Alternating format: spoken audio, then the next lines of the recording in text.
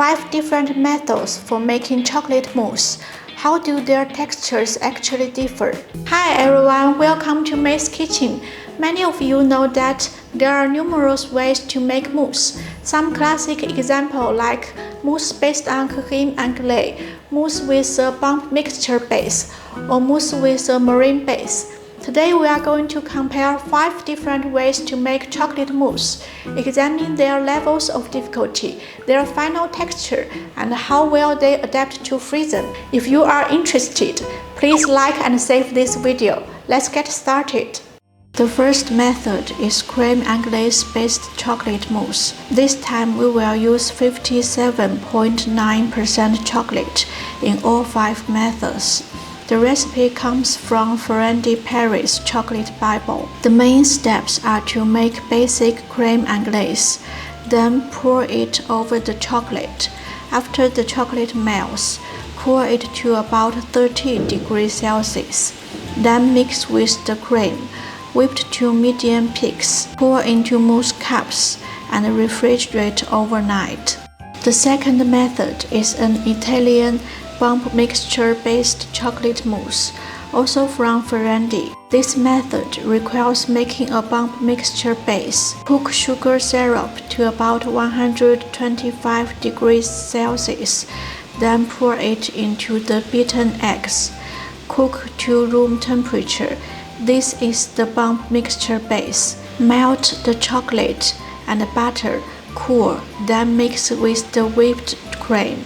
Finally, combine with the bump base, pour into mousse cups, and refrigerate. The third is ganache-style chocolate mousse. Heat the milk and mix with the bump gelatin, then pour over the chocolate to combine. Pour to about 20 degrees Celsius, then mix with the whipped cream. Pour into cups and refrigerate. The fourth is Chef Pierre Hermé's simplified French meringue-based chocolate mousse. First, melt the chocolate, gently heat the milk, and mix with the egg yolks and the chocolate. Whip the egg whites to soft peaks, then fold into the chocolate mixture. Pour into mousse cups and refrigerate. The fifth is the Japanese-style bump mixture-based version. First, melt chocolate, then whip the cream. Mix 1/3 of the whipped cream with the chocolate. Refrigerate the rest. Make a simple bump base. Pour boiled sugar syrup into the beaten egg yolks. Then beat over a water base until fluffy. Combine with the chocolate mixture. Then fold in reserved cream.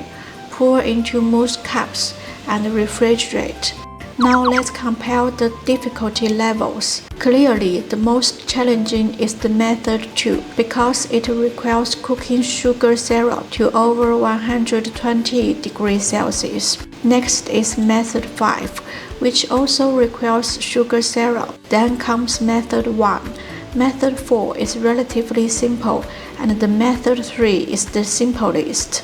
Next, let's compare textures. All the mousse are refrigerated overnight. Virtually, number 2 appears the smoothest and most glossy, while number 4 shows more obvious cracking at the edges. When scooping them, number 4 feels the lightest and airiest, very soft. Next are number 1 and number 3, while number 2 and number 5 are slightly firmer. In terms of taste, number 4 is the most fluffy and allows the chocolate's bitterness to come through.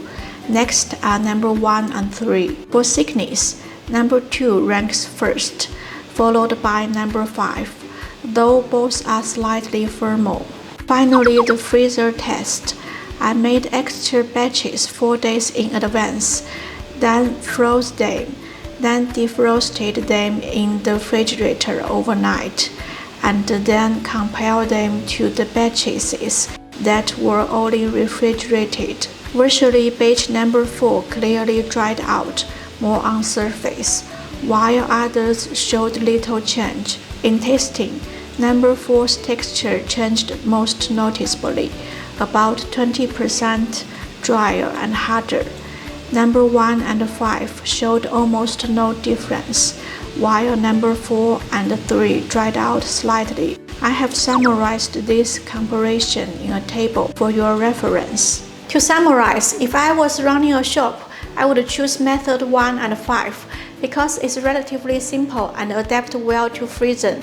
For home baking, I'd choose method 3 because it's the simplest method and doesn't require any eggs at all, which makes it very convenient. Hope you enjoyed this video. This is May's Kitchen. See you next time.